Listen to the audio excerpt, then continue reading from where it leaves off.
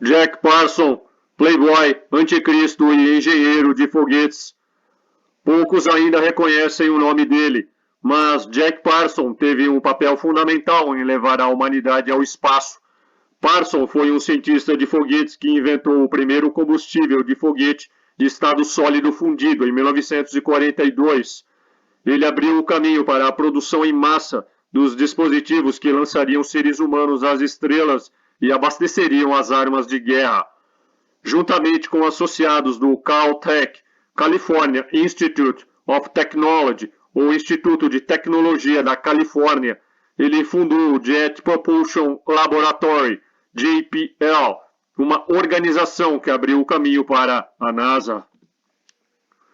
Parson também perseguiu uma obsessão ao longo da vida com o ocultismo, o sexo e a interseção dos dois. Ele se juntou à Telema, o movimento oculto fundado pelo ocultista britânico Aleister Crowley, e assumiu o ramo californiano do movimento. O fundador da Scientologia, L. Ron Hubbard, viveu na casa de Parson por um tempo e realizou com ele os famigerados trabalhos de Babylon. Parson tentou repetidamente usar magia sexual para convocar várias divindades para o plano terrestre. Tudo isso enquanto trabalhava como cientista de foguetes. A vida de Parson é estranha e fascinante.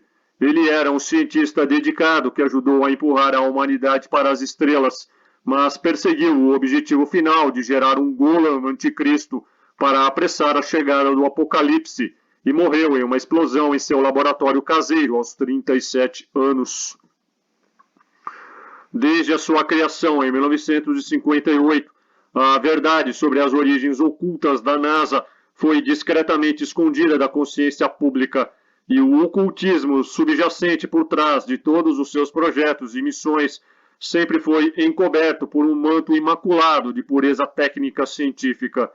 Nenhum empreendimento humano, aliás, parece mais distante das superstições primitivas e do antigo misticismo do que a NASA, uma agência solidamente fundamentada na lógica física matemática precisa e na racionalidade tecnológica pragmática. Poucos sabem, porém, que as origens da NASA estão ligadas ao pioneiro na engenharia de foguetes, o ocultista Marvel Whiteside Parson, mais conhecido como Jack Parson, um gênio megalomaníaco brilhante pouco ortodoxo, que nunca viu contradições em, sendo ao mesmo tempo um cientista e um ocultista, direcionar suas atividades para ambas as áreas a ponto de as fazer convergir. Discípulo do mais perverso de todos os praticantes do ocultismo da história moderna, o inglês Aleister Crowley, que se intitulava a Besta do Apocalipse 666 e que realizava rituais tão poderosos e abomináveis que até mesmo o ditador fascista Benito Mussolini o expulsou da Sicília em 1923, chamando-o de bárbaro. Parson foi uma das figuras mais proeminentes na propagação da Telima nos Estados Unidos, fundada por Crowley em 1904, na cidade egípcia do Cairo, quando um espírito conhecido como Aiwa ditou a ele um texto profético conhecido como The Book of the Law, o livro da lei.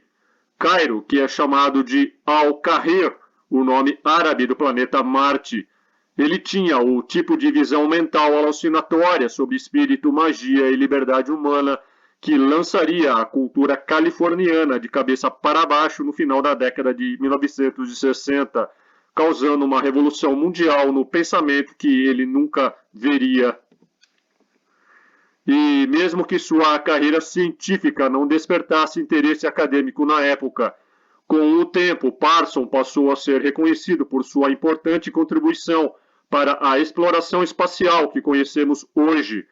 A sigla do JPL, Jet Propulsion Laboratory, ou Laboratório de Propulsão a Jato, se presta a ser traduzida por Jack Parson Laboratory, o que não deixa de corresponder à verdade. O JPL, que ele ajudou a fundar, hoje emprega mais de 5.500 cientistas e tem um orçamento anual de mais de 1,4 bilhão de dólares. Foi lá que as sondas lunares e as sondas Voyager 1 e 2 foram construídas. A União Astronômica Internacional, International Astronomical Union batizou com seu nome uma cratera de impacto no lado escuro da Lua, a oeste-noroeste da cratera Krylov. Jack Parsons, como não poderia deixar de ser, era de linhagem sanguínea nobre, descendente do irlandês Richard Parsons, primeiro conde de Ross, que viveu entre 1702 e 1741, pedreiro e membro fundador do Hellfire Club. Richard, que era filho de outro Richard, o primeiro visconde de Ross, foi um notável libertino, como viria a ser Jack, rebelando-se contra as normas da época. Ele escreveu o livro Dionysus Rising, a Ascensão de Dionísio, depois de uma viagem ao Egito, onde alegou ter encontrado pergaminhos dionisíacos saqueados da grande biblioteca de Alexandria, antes que esta fosse queimada até o chão. Ao retornar a Dublin, Parsons escreveu seu livro baseado nos pergaminhos e fundou um grupo chamado Sacred Sect of Dionysus, seita sagrada de Dionísio, que existe até hoje com o nome de Revived Order of Dionysus, ou Ordem Revivificada de Dionísio, uma ramificação pedreira com sede na Old Absinthe House, em New Orleans, que diz possuir uma das duas únicas cópias conhecidas do livro. A Ordem Revivificada de Dionísio acredita que a Ordem dos Pedreiros é derivada de um culto pré-cristão chamado Dionysiac Architects, arquitetos dionisíacos. Se Parsons sentia-se à vontade e muito bem colocado no ambiente ocultista, é porque trazia isso no sangue, portanto. Filho único de uma família rica, influente e bem conectada, porém disfuncional, que vivia em uma enorme mansão na Millionaire Row de Pasadena, Parsons nasceu em Los Angeles, Califórnia, em 2 de outubro de 1914. Ele foi batizado com o primeiro nome do pai, Marvel Harold Parsons, mas sua mãe, Ruth Virginia Whiteside, se recusava a chamá-lo assim, preferindo a alcunha Little Jack. Sua mãe havia se divorciado dele logo após o nascimento de Jack, quando descobriu que Marvel mantinha um caso com uma prostituta. A criação, junto com os avós ricos de sua mãe, fez de Little Jack, como em breve será chamado por todos, uma criança solitária, reclusa e devotada aos estudos, em especial às ciências ocultas, e o imbuiu de um profundo ódio à autoridade e um desprezo por qualquer tipo de interferência em sua atividade. Inspirado por revistas pulp, como Amazing Stories e livros de ficção científica de Júlio Verne, logo cedo desenvolveu um interesse por foguetes. Ele se imaginava indo em um foguete para a Lua e via a ciência e a magia como formas de explorar essas novas fronteiras, libertando-se da Terra literal e metafisicamente. Parsons foi atraído pelo ocultismo, pois ele tinha um conjunto de ambições muito mais elevado e acreditava que a magia rompia com os limites do mundo físico. Ele queria literalmente derrubar as paredes do espaço-tempo e tinha um conjunto de ideias totalmente não científicas sobre como fazê-lo. Ele desenvolveu um interesse mais profundo pela bruxaria e pelo lado sombrio da magia, tornando-se fascinado por poltergeist e aparições fantasmagóricas. Consta em seu diário que, com apenas 13 anos de idade, fazendo uso principalmente de trechos do Velho Testamento, do Zohar e do Talmud, tinha invocado Satã com sucesso pela primeira vez, depois de meses de tentativas frustradas e infrutíferas.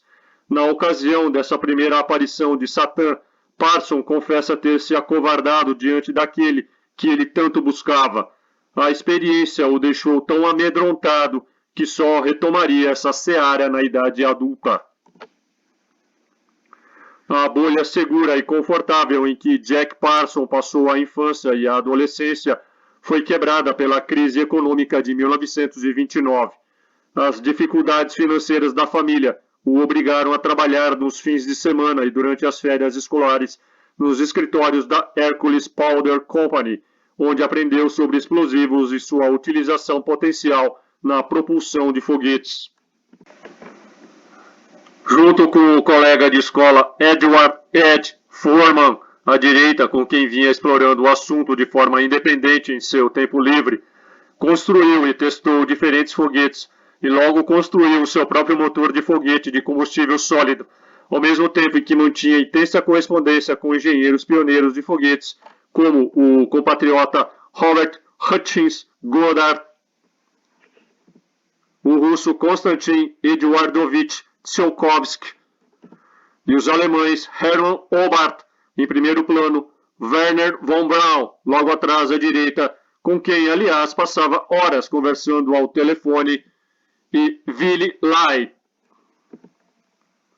Após concluir o colégio no verão de 1933, matriculou-se no Pasadena Junior College, com a esperança de obter uma graduação tecnológica em física e química, mas foi forçado a abandonar depois de apenas um semestre, devido à situação financeira crítica da família. Ele ainda tentou obter uma licenciatura em Química na Stanford University, mas novamente foi forçado a abandonar. Parson, que não era muito bom em matemática, nunca obteve mais do que um diploma do ensino médio. Embora com limitada educação formal, Parson demonstrou enorme aptidão e em 1934 ele e Foreman se juntaram a Frank Joseph Malina, futuro engenheiro aeronáutico e pintor. Durante muito tempo, os experimentos foram realizados sem apoio financeiro e feitos de maneira amadora, mas isso não era o suficiente para parar os três. Por conta dos testes com explosivos, o trio ficou conhecido por seu aparente desejo de morte coletiva e foi apelidado de Esquadrão Suicida. Os membros originais do Esquadrão Suicida do JPL em 1936, a partir da esquerda, Rudolf Schott, Amo Smith, Frank Malina, Ed Foreman e Jack Parson. Na véspera do Halloween de 1936, em 29 de outubro, o Esquadrão Suicida, liderado por Parson, se reuniu na represa Devil's Gate, em Pasadena, na parte mais estreita do Canyon Arroyo Seco, no sopé das montanhas de San Gabriel, perto do local de uma barragem, a cerca de 400 metros do campus da Caltech, para testar um motor de foguete primitivo alimentado por oxigênio e álcool metílico, preso a um suporte. Mas a combustão que eles esperavam não aconteceu. Em vez disso, a mangueira de oxigênio pegou fogo no chão, causando uma mini tempestade de fogo no desfiladeiro. Parson, em jaqueta escura, e seus colegas em Devil's Gate, Arroyo Seco, no Halloween de 1936. Este experimento deu início às atividades do Laboratório de Propulsão a Jato. Esta seria a primeira incursão do Esquadrão Suicida na propulsão de foguetes e gerou os rumores de que Parson, guiado pela magia sexual, uma prática ritualística planejada pelo líder da OTO, havia aberto um portal para o inferno na represa Devil's Gate, Portão do Inferno. O nome Devil's Gate se deve a uma rocha escarpada que se parece com o rosto de um demônio com chifres. O túnel é fechado por um portão de ferro e exala um clima aterrador. Uma série de mortes e desaparecimentos de crianças alimenta os rumores de que Parson teria de fato aberto no local um portal para uma dimensão infernal a atrair caçadores de fantasmas e investigadores paranormais. Embora o teste na noite de Halloween tenha sido um fracasso, chamou a atenção do físico húngaro-americano Theodor von Karman, o então diretor dos laboratórios aeroespaciais de pós-graduação do Instituto de Tecnologia da Califórnia, Guggenheim Aeronautical Laboratory at California Institute of Technology, GALCIT, criada em 1929 em Pasadena. Liderados por Karman, os três formaram o projeto de pesquisa de foguetes GALCIT, afiliado à Caltech, California Institute of Technology. Sem encontrar financiamento para seus projetos, Parson trabalhou como uma testemunha especialista em explosivos forenses. Um trabalho forense que lhe proporcionou publicidade na mídia foi o julgamento do capitão Earl Kynett, em 1938, pelo atentado cometido contra um investigador particular e ex-detetive da polícia de Los Angeles chamado Harry Raymond, que andava investigando a corrupção no Departamento de Polícia de Los Angeles, LAPD, e no governo da cidade. Em 14 de janeiro daquele ano, Raymond foi ferido por uma bomba que havia sido plantada debaixo de seu carro. Kynett foi apontado como o principal suspeito e julgado por tentativa de homicídio. Parson foi contratado para construir uma réplica da bomba que permitisse deduzir os explosivos usados para ativá-la e reconstituir a explosão, o que foi vital para a condenação de Kynett. Na foto, Parson segurando a réplica da bomba caseira usada no julgamento do assassinato do detetive Harry Raymond pelo capitão Kynett, que aparece lendo a Constituição. À medida que o interesse de Parson pelo ocultismo se desenvolvia, seu colega Malina se dirigiu à Academia Nacional de Ciências, National Academy of Science, para obter financiamento para propulsão a jato como um meio de desenvolver aeronaves mais ágeis. Em 1939, o grupo Gaucit recebeu $1.000, tornando-se o primeiro grupo de pesquisa de foguetes financiado pelo governo na história. Um quarto do financiamento teve que ir para a reparação de danos aos edifícios Caltech causados pelos experimentos do grupo, que acabou sendo forçado a se mudar para alguns galpões de ferro no Canyon Arroyo Seco, onde foram observados de perto pelo FBI, que procurava se certificar que nenhum extremista político estava tendo acesso aos explosivos. Foram as instalações de testes em Arroyo Seco que mais tarde evoluíram para o JPL, que por sua vez desenvolveria uma associação vital com um projeto de foguete espacial mais avançado proposto pelo Comitê Consultivo Nacional de Aeronáutica, National Advisory Committee for Aeronautics, a NACA, antecessora da NASA.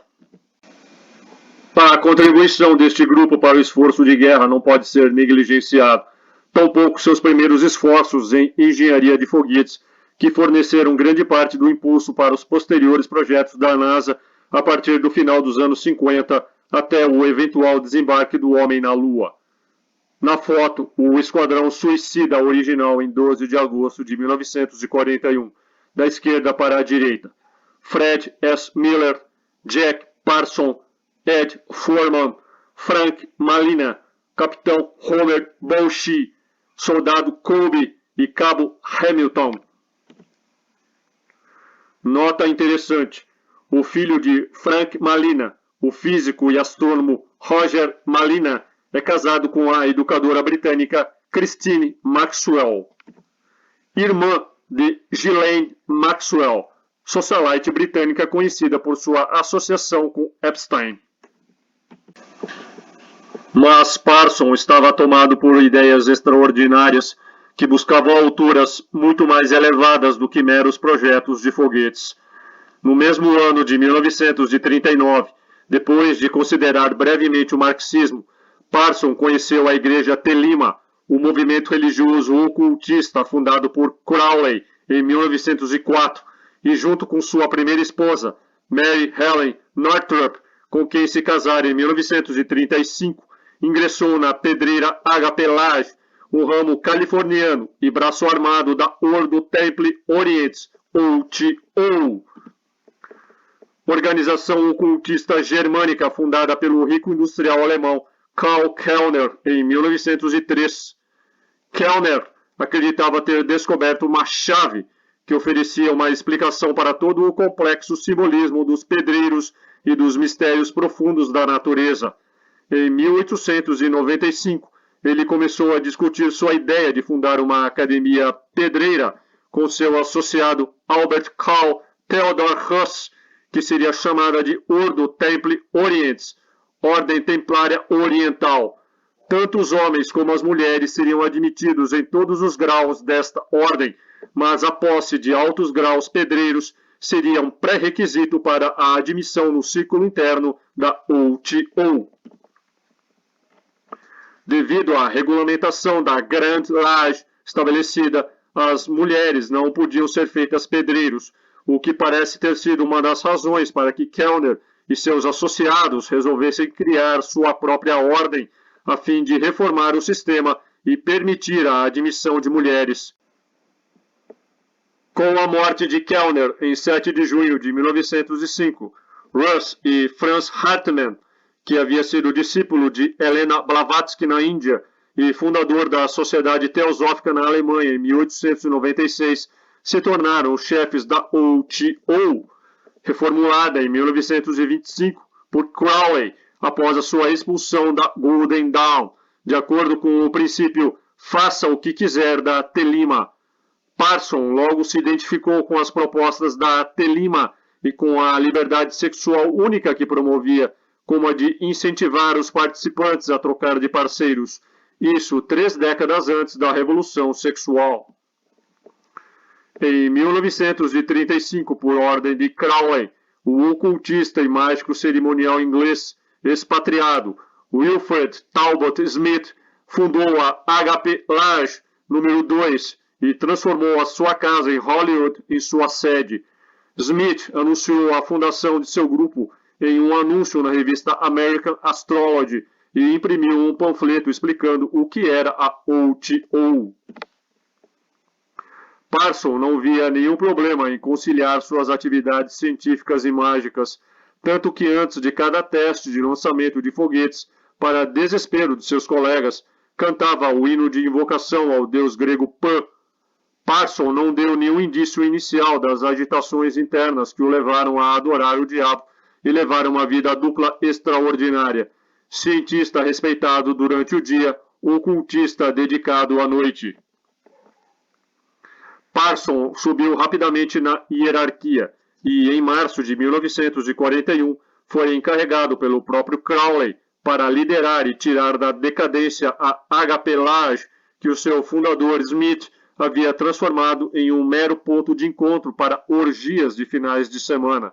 Observando a aptidão natural de Parson para a magia sexual ritual Telima, os membros o viam como um potencial sucessor da grande besta, o próprio Aleister Crowley, a quem Parson chamava de pai mais amado.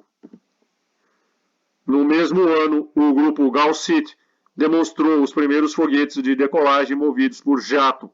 Na foto, Frank Malina, de chapéu e óculos, observa enquanto Von Karman trabalha nos esboços de um projeto jato em 1941. Ao mesmo tempo, Parson começou a ter um relacionamento com a irmã de 17 anos de sua esposa Helen, Sarah Elizabeth Bruce Northrop Hollister. Sua esposa, por sua vez, começou um relacionamento com Talbot Smith.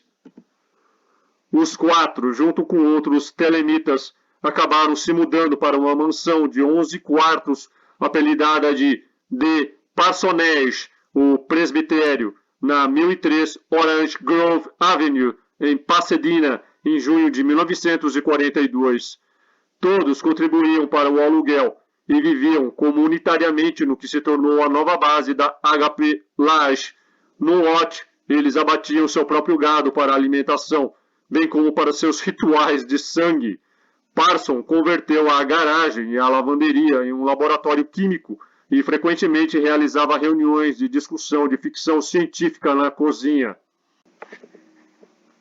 Apesar de Parson reconhecer que a maioria dos membros da OTO estava muito mais interessada em orgias banais para a satisfação ordinária de seus desejos, ou quando muito em uma pseudo-manifestação de poder místico por meio da sensualidade, do que em uma ascensão espiritual autêntica, ele não ficou atrás em matéria de orgias ao promover concorridos rituais de magia sexual na mansão, frequentada por uma variedade de boêmios e excêntricos, entre eles o físico e engenheiro Robert Alden Cornog, físico e engenheiro que ajudaria a desenvolver a bomba atômica ao integrar o projeto Manhattan, e o oficial da Marinha durante a Segunda Guerra Mundial e escritor de ficção científica Lafayette Ronald Hubbard, mais conhecido como L. Ron Hubbard, o futuro fundador da Cientologia, uma religião que ensina que as entidades alienígenas não só são responsáveis pela utilização de seres humanos como avatares,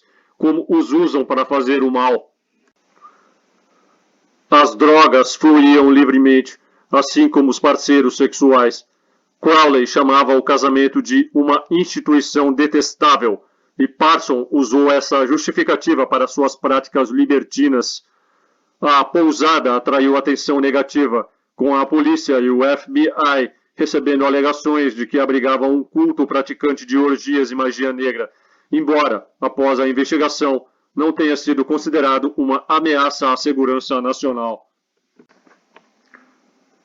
Em 1942, o grupo Gaucit fundou a Aerojet para continuar a desenvolver foguetes, com Parson como engenheiro de projetos.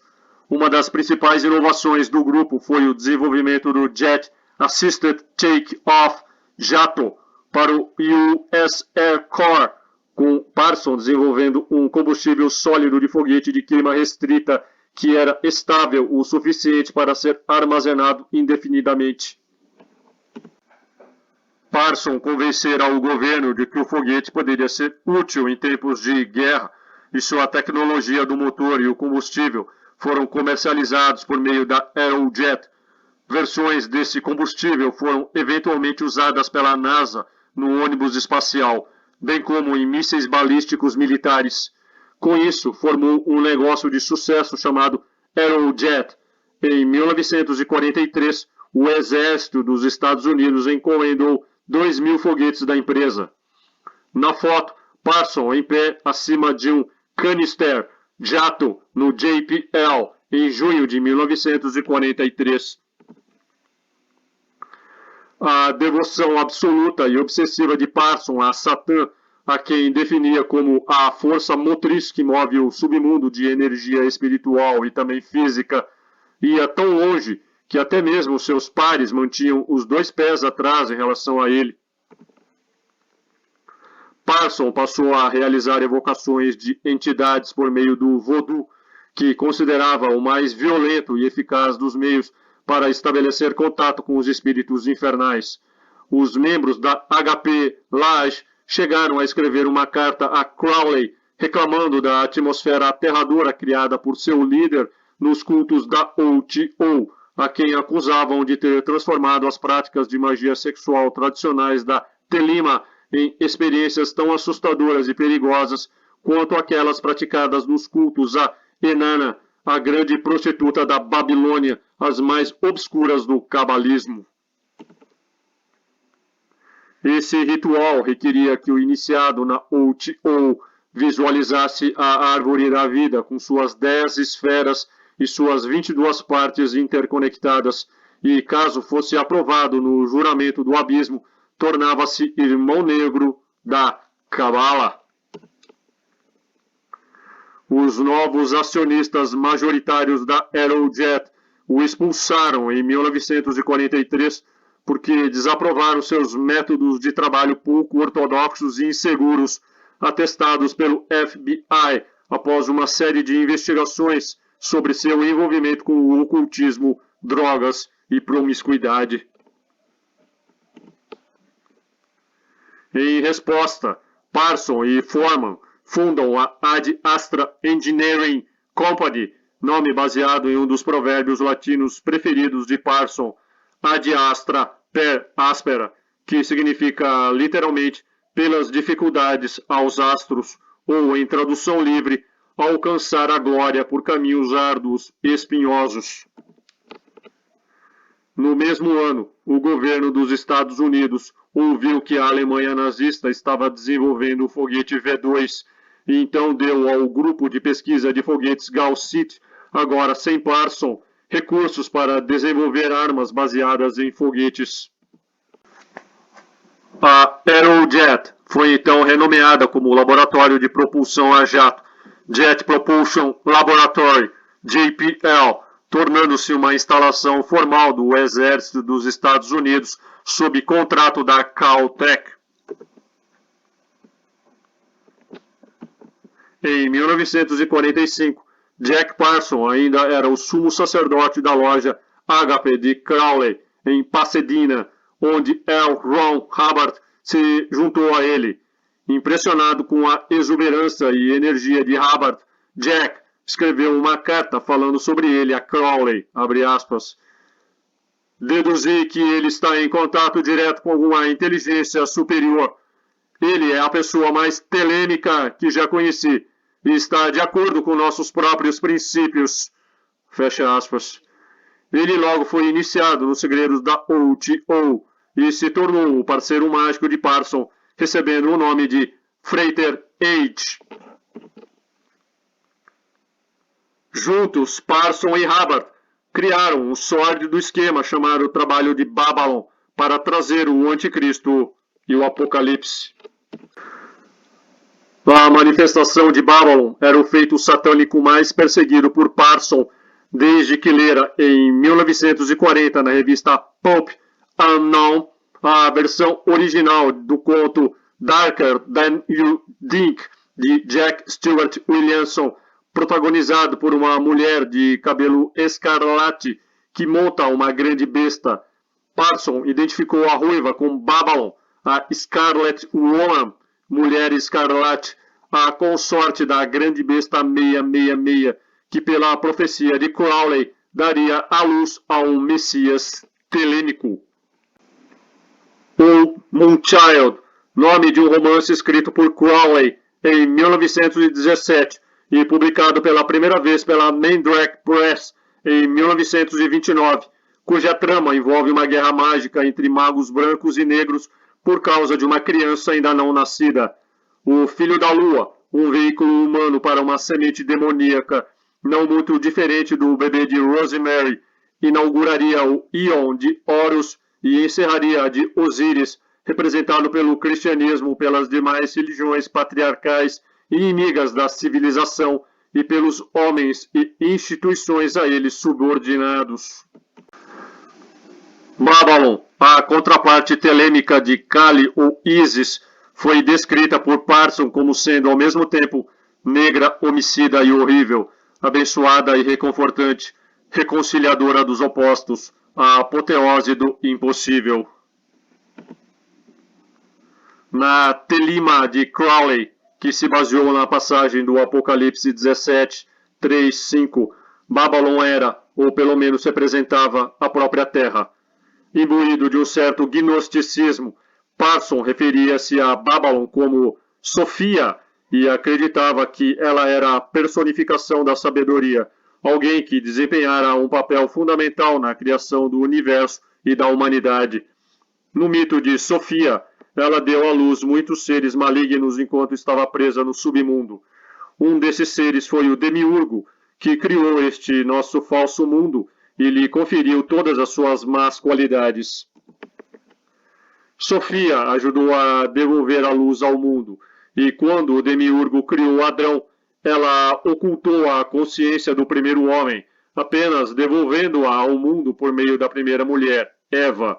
Ou seja, embora Sofia fosse de fato a mãe das abominações na Terra, o gnosticismo a pinta como uma figura materna sábia e benevolente.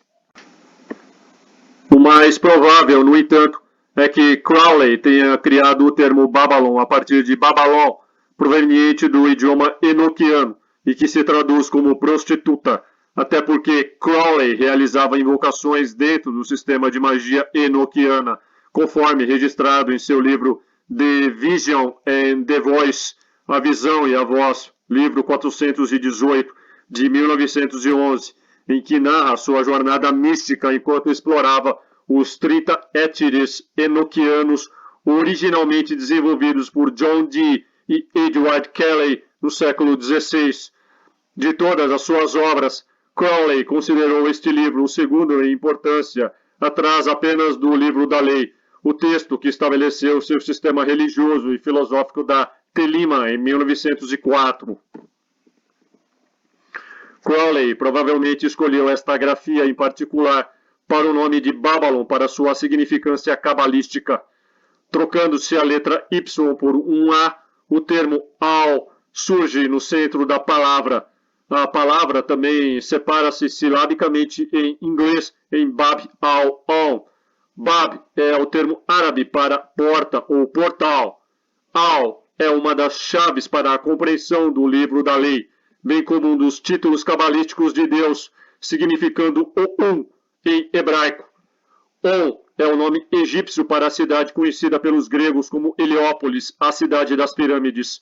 Pelo sistema de numerologia hebraica conhecido como gematria, o nome Babylon soma 156, número de quadrados em cada uma das tabelas elementais do sistema de magia enoquiana de John Dee e Edward Kelly. Estas tabelas são, por si, identificadas com a cidade das pirâmides, sendo cada quadrado a base de uma pirâmide. Mesmo com sua amante Sarah, trocando-o por Hubbard, a quem conheceu na OTO em 1945. Parsons seguiu trabalhando com ele nos rituais Babylon, na tentativa de fazer com que o espírito da deusa Babylon, a mãe das abominações, encarnasse em Sarah. Para realizar o trabalho de Babylon, exigia-se a quebra das barreiras do tempo e do espaço. O impossível era precisamente o que Parsons, o cientista mago ou mago cientista, tinha em mente. Entrevendo na bomba atômica o instrumento que quebraria essas barreiras e abriria as portas para outras dimensões, Parsons iniciou o físico filho de imigrante judeu-alemão Robert Oppenheimer, assim como seus amigos físicos atômicos judeus do Los Alamos National Laboratory, não muito distante da base de lançamento de foguetes em Pasadena, sendo que muitos cientistas do S-1 Uranium Committee, do Comitê de Pesquisa de Defesa Nacional, que mais tarde evoluiu para o Projeto Manhattan, já eram ligados ao ocultismo, mais propriamente com a Cabala. Uma foto tirada em um recinto do clube ocultista Bohemian Grove em 14 de setembro de 1942 mostra vários cientistas do S-1 Uranium Committee ali reunidos, entre eles Julius Robert Oppenheimer, o químico Harold Clayton Urey, o cientista nuclear e prêmio Nobel de Física em 1939 por sua invenção do ciclotron ou acelerador de partículas Ernest Orlando Lawrence, o químico James Bryant Conant, o engenheiro e físico Lyman James Bragg, o químico Iger Van Murphy, o físico prêmio Nobel de Física de 1927 Arthur Holly Compton e o físico britânico-canadense-americano Robert Lister Thornton. O Laboratório Nacional de Los Alamos, no estado do Novo México, é uma instituição federal coordenada pelo Departamento de Energia dos Estados Unidos e gerido pela Universidade da Califórnia. Criado em 1942, o laboratório funcionou como centro secreto para o desenvolvimento das 3 primeiras armas nucleares, e seu primeiro diretor científico foi Oppenheimer. O outro cientista que trabalhou na equipe foi o físico judeu de origem húngara, Edward Teller, que havia emigrado para os Estados Unidos. Em 16 de julho de 1945, a primeira bomba atômica com o nome em código Trinity explodia em Alamogordo, cidade situada no condado de Otero, no Novo México, a 48 quilômetros de Socorro, perto de um lugar chamado Estrada da Morte, La Jornada del Muerto, no paralelo 33, na linha de mísseis de White Sand, irradiando o que a Cabala chama de força demoníaca do fogo.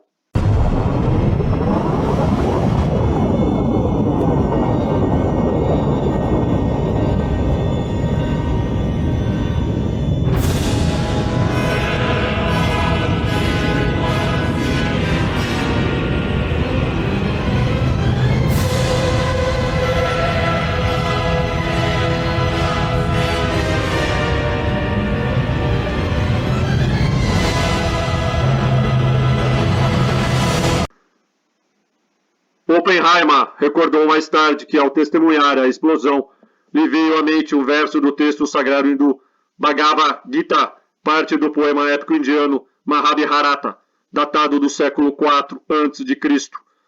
Tornei-me a morte, destruidora de mundos.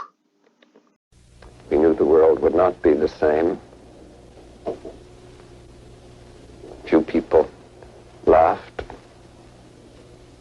Few people cried. Most people were silent.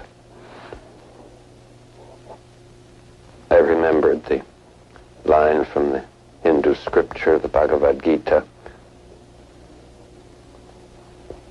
Vishnu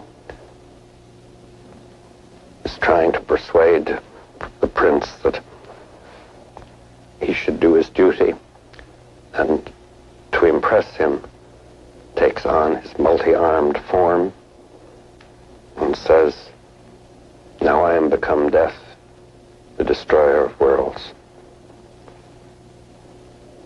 I suppose we all thought that one way or another.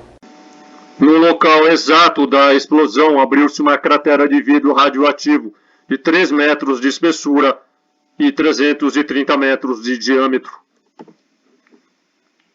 As montanhas da região foram fortemente iluminadas por cerca de 2 segundos. O calor foi tão intenso que a onda de choque foi sentida a mais de 160 quilômetros e o cogumelo atômico chegou a 12 quilômetros de altura.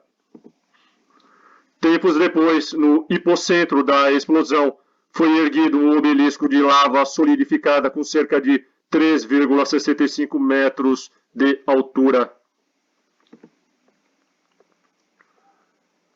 Em seu livro Sociedades Secretas e Guerra Psicológica, Secret Societies and Psychological Warfare, publicado em 1992, o pesquisador de ocultismo e sociedades secretas norte-americano Michael Anthony Hoffman II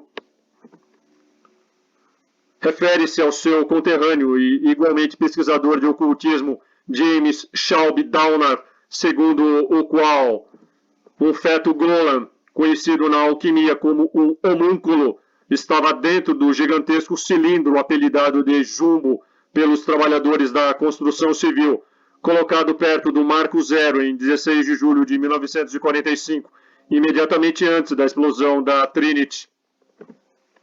O governo dos Estados Unidos nunca ofereceu uma explicação convincente para o propósito da cápsula de 7,62 metros de comprimento, 3,05 metros de diâmetro, paredes com 35,06 centímetros de espessura de puro aço e peso total de 194 toneladas. Fabricada sob medida em uma usina siderúrgica do leste e transportada em um grande caminhão de 64 rodas. Oficialmente, a ideia era detonar a bomba próxima ao Jumbo, que seria uma espécie de contenção ao plutônio, que podia vir a ser reutilizado, já que os militares não queriam desperdiçá-lo por ser muito caro na época, como é ainda hoje. Parson e Hubbard estavam obcecados com a ideia de que este cilindro tinha sido um meio de animar radioativamente o feto Golan, conhecido na alquimia como um homúnculo, e que este homúnculo representou a primeira criação de vida artificial na Terra desde a criação do rabino talmudista e matemático austríaco Judah Loew ben Bezalel, mais conhecido por Rabino Lu, nascido em 1525 e falecido em 1609, que completou a iniciação oculta de John Dee em Praga, onde este aprendeu gematria, a prática cabalística de substituir números pelas letras de uma palavra para obter seu significado oculto. Como já vimos em outro vídeo aqui do canal, Dee chamou essa linguagem do crepúsculo de Enoquiana e, ocultando seu jargão cabalístico, afirmou que anjos haviam revelado a ele e a seu assistente Edward Kelly grandes tábuas com letras incomuns, que formavam a língua mais antiga de todas, a língua dos anjos, que consiste em uma série de palavras sagradas. Parson era um avatar dessa linguagem e sua loja OT-O transmitiu a mesma gnose que Dee havia recebido. O feto teria sido irradiado com a explosão do teste da primeira bomba atômica no Novo México. Parson, em obediência cega a Lúcifer, usou o feto para testar o fenômeno luciferiano que os cabalistas costumam chamar de a força demoníaca do fogo atômico. Na tradição interna da OT-O, explicou Hoffman, A energia nuclear é considerada uma forma de consciência diabólica, uma entidade demoníaca literal, por direito próprio. Hoffman cita Aleister Crowley, que alegoricamente chamou-o de um poderoso ser, abre aspas. Os mágicos procuraram fazer este homúnculo. Eles começaram a tentar fazer o homúnculo em linhas muito curiosas.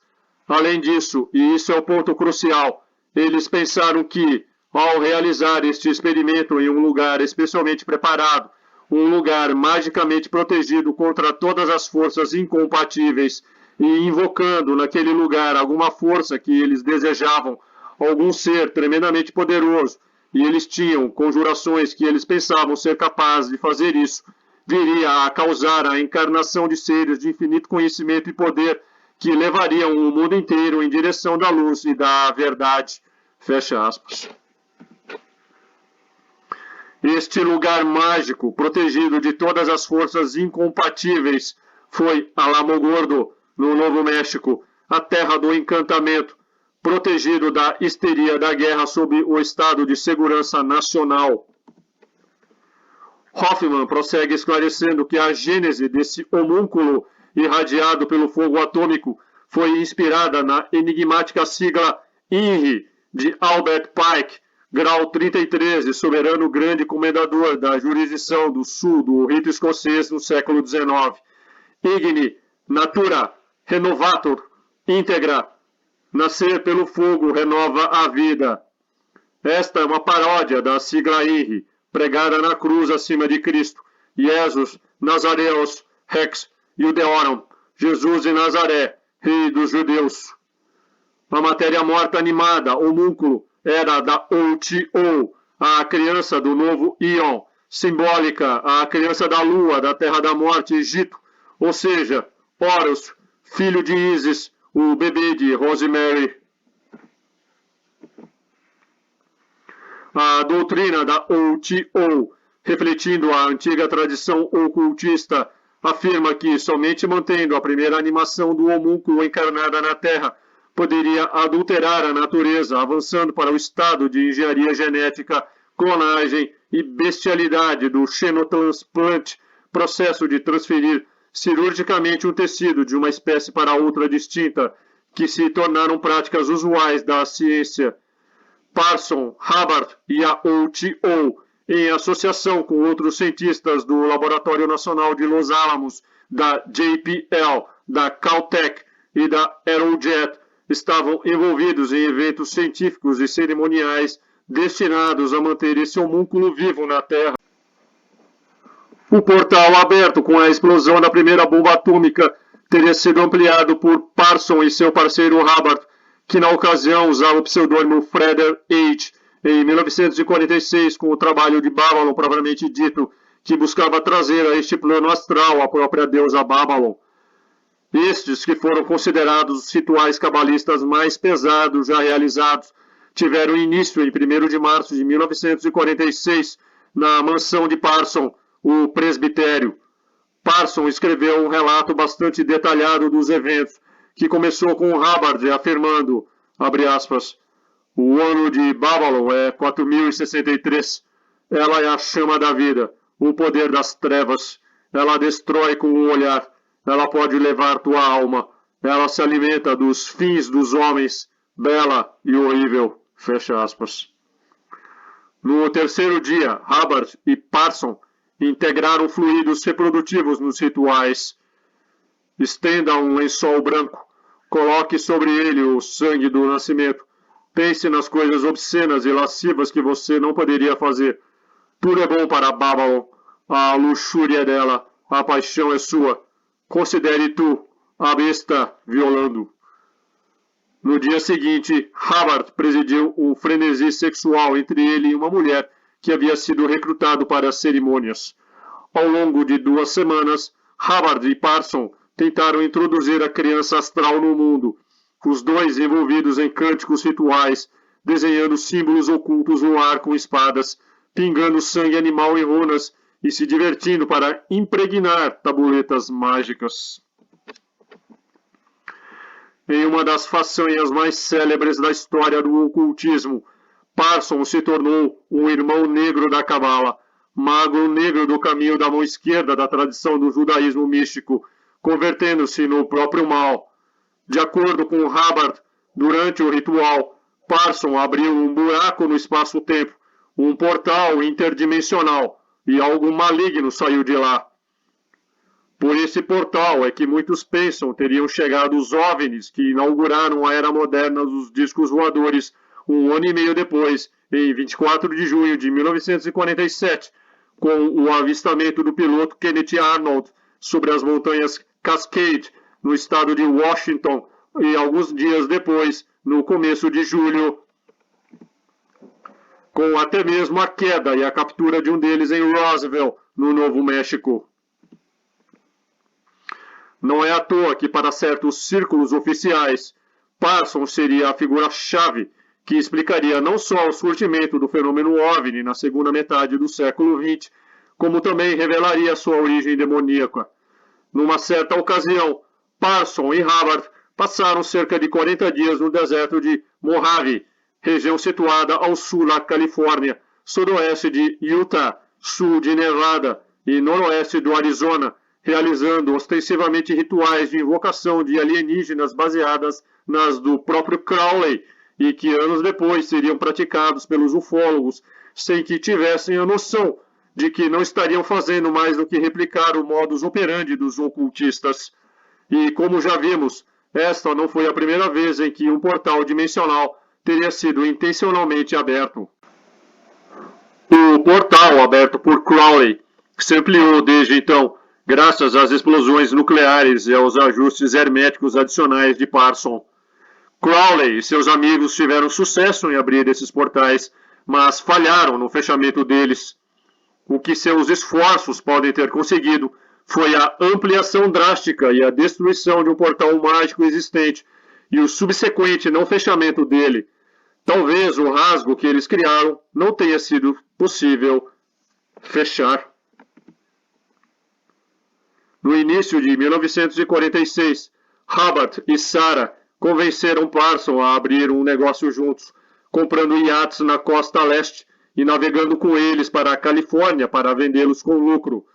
Eles estabeleceram uma parceria comercial em 15 de janeiro sob o nome de Ally Enterprise, com Parson investindo um capital de $20 mil e que consistia em todas as suas economias, Hubbard acrescentando $1.200 e Sarah não contribuindo com nada. Hubbard e Sarah partiram para a Flórida no final de abril, com Hubbard levando consigo $10 mil retirados da conta da Ally Enterprise para financiar a compra do primeiro iate da parceria. Semanas se passaram sem notícias de Hubbard, que fugiu levando consigo o dinheiro. Parson inicialmente tentou obter reparação por meios mágicos, realizando um ritual de banimento do pentagrama para amaldiçoar Hubbard e Sarah, mas depois recorreu a meios mais convencionais para obter a reparação. Processando o casal em 1º de julho no Circuit Court em Dead County, Parson acusou Hubbard e Sarah de quebrar os termos de sua parceria, dissipar os bens e tentar fugir. O caso foi resolvido fora do tribunal 11 dias depois, com Hubbard e Sarah concordando em reembolsar parte do dinheiro de Parson, enquanto mantinham um iate, o Harpoon, para eles. O barco logo foi vendido para aliviar a falta de dinheiro do casal.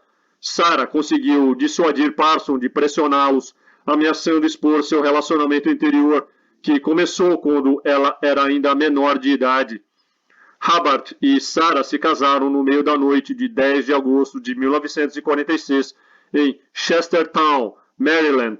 Isso enquanto Hubbard ainda não tinha se divorciado legalmente de sua primeira esposa, Margaret Louise Polly Gaub.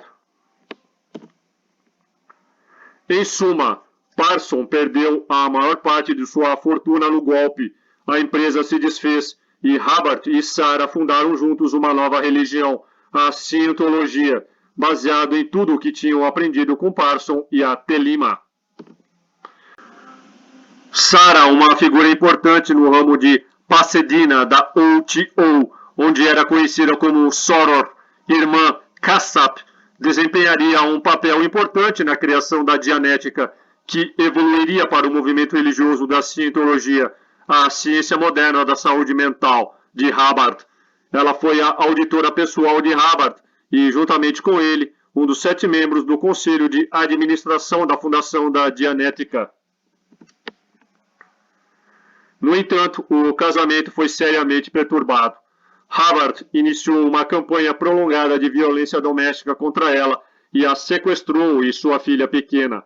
Hubbard espalhou alegações de que ela era uma agente secreta comunista e a denunciou repetidamente ao FBI, que se recusou a tomar qualquer atitude, categorizando Hubbard como um caso de patologia mental.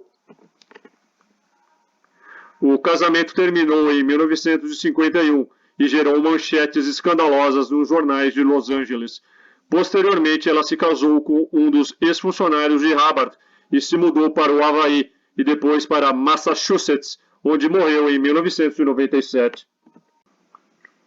A traição de Sarah e, sobretudo, de Hubbard deixará uma marca indelével na alma de Parson.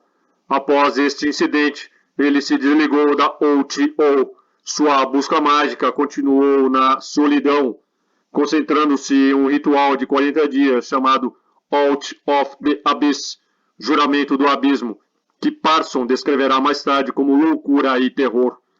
Ele fazia rituais usando pentagramas, escrituras obscuras e sua, entre aspas, varinha mágica para criar um vórtice de energia para que o elemental fosse convocado.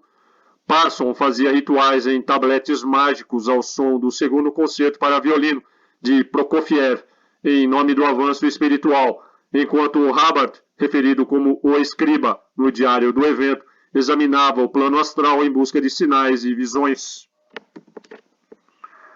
Quando a atriz Marjorie Cameron, uma flamejante ruiva de olhos verdes, visitou Parson em sua mansão em 18 de janeiro de 1946, uma sexta-feira, logo em seguida à finalização da série de rituais Babylon, Parson imediatamente pensou que suas tentativas de evocar sua mulher perfeita haviam funcionado e viu nela a mulher escarlate almejada, a deusa Babylon em forma humana, que daria à luz um Moonchild, ou homúnculo que, nas palavras de Crowley, seria mais poderoso do que todos os reis da Terra.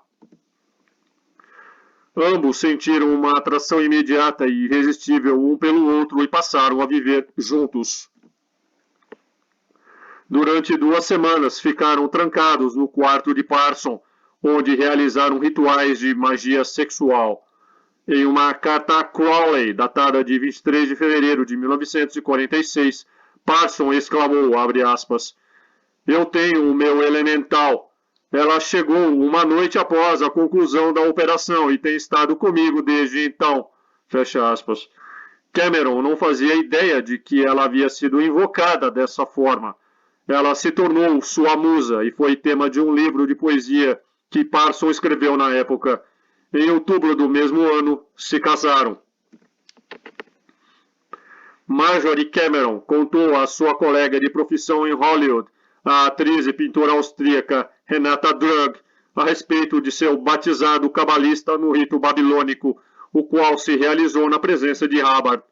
A operação foi formulada para abrir um portal interdimensional, estendendo o tapete vermelho para o aparecimento da deusa Babylon em forma humana, empregando as chamadas enoquianas, linguagem angelical, do mágico elisabetano John Dee e a atração da força sexual da cópula para este fim. Renata atuaria em 1954 no média-metragem de 38 minutos Inauguration of the Pleasure Dome, que reflete o profundo interesse de seu roteirista e diretor, o cineasta underground Kenneth Anger, pela Telima, conforme atestado pela presença da própria Marjorie Cameron no papel da Mulher Escarlate. Isso mesmo, enquanto Renata fez o papel de Lilith e a famosa escritora Anais Nin, o de Astarte. O conceito de Crowley de uma festa de máscaras ritual, onde os participantes se vestem como deuses e deusas, serviu de inspiração direta para o filme, em que personagens históricos, bíblicos e míticos se reúnem na cúpula do prazer e se tornam parte de um banquete visual de imagens sobrepostas alucinações e decadência. Lady Kali abençoa os ritos dos Filhos da Luz, enquanto o Sr. Shiva invoca a divindade com a fórmula Força e Fogo. Marjorie conta que durante a cerimônia de sua iniciação na Telima, Jack foi possuído pelo espírito do anticristo e no mesmo momento manteve relações com ela, que engravidou, gerando aquilo que a Cabala chama de Golan. A Cabala ensina que a matéria morta pode ser reconduzida à vida como um Golan por meio de encantamentos e mantras ocultistas, e que ele, Adão, foi trazido à vida pelo sopro de Deus. Mas antes disso, ele era chamado de Golan.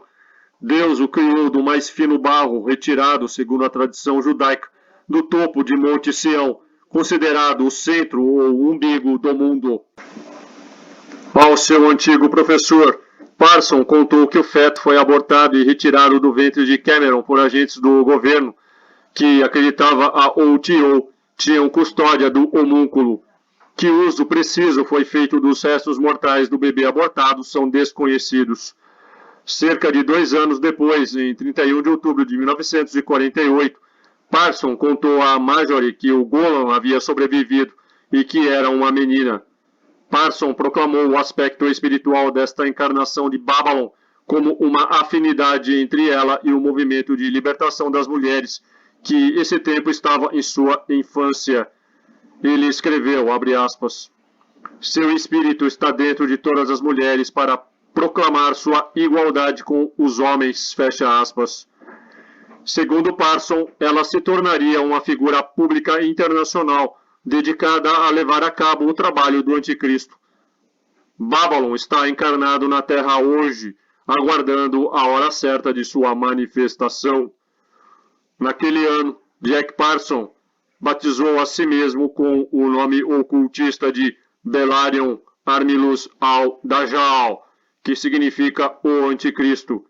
Esse cabalista entendia que Jesus Cristo e o cristianismo eram inimigos do desenvolvimento da civilização humana e, portanto, deveriam ser banidos.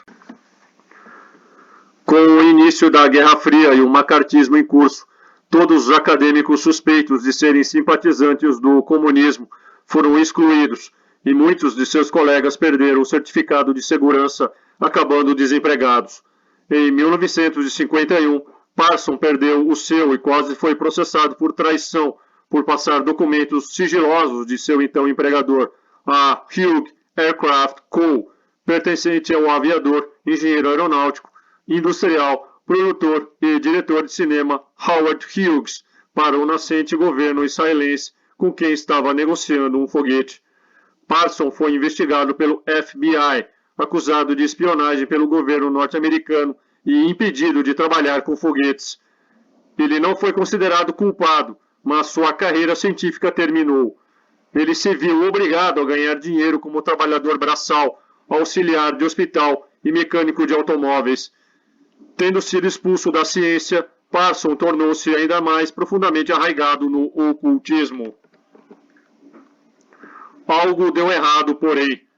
O tapete vermelho foi estendido, mas a criança física não foi concebida. Em 13 de abril de 1951, Parson e Cameron realizaram um estranho ritual que misturava o rito de invocação a Babylon e a cerimônia tradicional do casamento pagão, o Hand Fasting.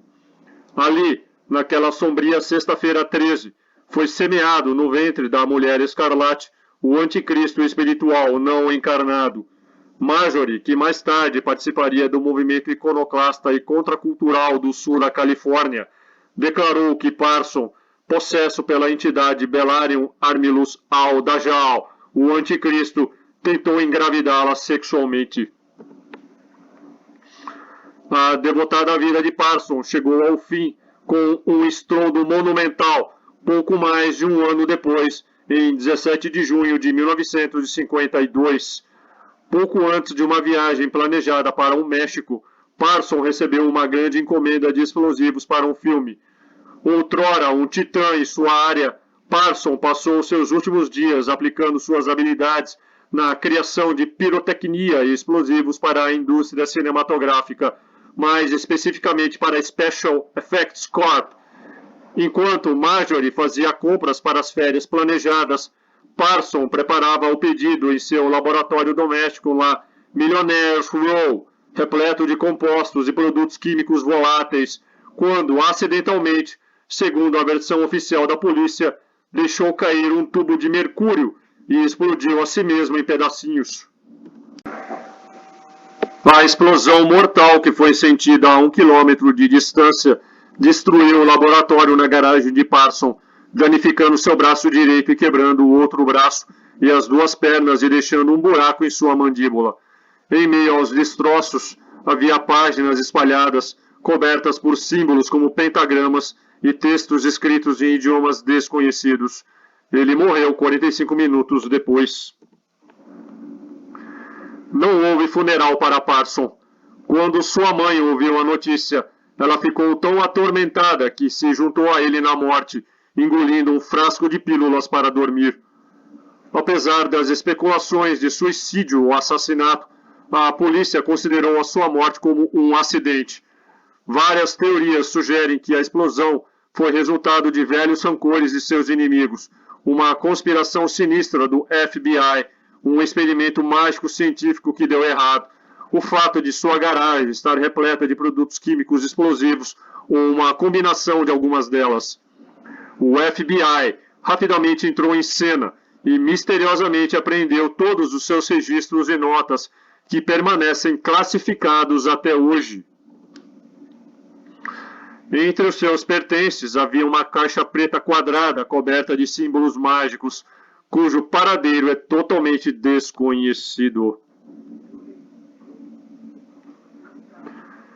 A despeito de tantas e tão elevadas ambições herméticas, as vidas de Crowley, Parson e Hubbard tiveram um fim trágico, afinal de contas.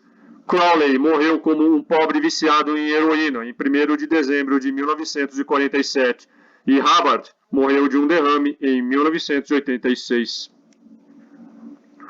A recorrência às forças da escuridão para operar e governar este mundo era justificada por Parson como um expediente para acelerar a história e antecipar a chegada de uma nova era que, conforme escreveu em seu Manifesto do Anticristo, poria, abre aspas, um fim às pretensões do homem ocidental, escravocrata da suposta nova ordem mundial, o verdadeiro e derradeiro fim da hipocrisia do cristianismo, o fim de toda a servidão moral, o fim da culpabilidade e do medo, o fim de toda autoridade que não seja representada pela coragem e pela força inteligente, o fim da autoridade de religiosos podres, policiais corruptos e descumpridores da lei e ordem que deveriam preservar, o fim da mediocridade. Das areias da Babilônia surgirá o espírito do anticristo no século 21. A perfeição cósmica almejada por Parson não era diferente, afinal, do super-homem de Nietzsche e do objetivo final buscado pelos revolucionários de todas as matizes. Grande parte do mal que hoje se manifesta no mundo não estaria sendo gerado precisamente por homens imbuídos desse tipo de filosofia e mentalidade revolucionária, homens que criam os problemas e se tornam os problemas porque pensam que o mundo deve ser purificado do mal por meio do próprio mal. Apelar às forças do mal a fim de combater o mal equivale a apelar à guerra a fim de evitar a guerra. Pretender extinguir o mal introduzindo mais mal no mundo é a essência mesma do satanismo. Você pode ler esta matéria completa em meu Patreon. Torne-se o meu patrono e tenha acesso a centenas de conteúdos exclusivos. Dê um like, compartilhe e inscreva-se. Torne-se membro e me siga nas minhas redes. Valeu e até mais.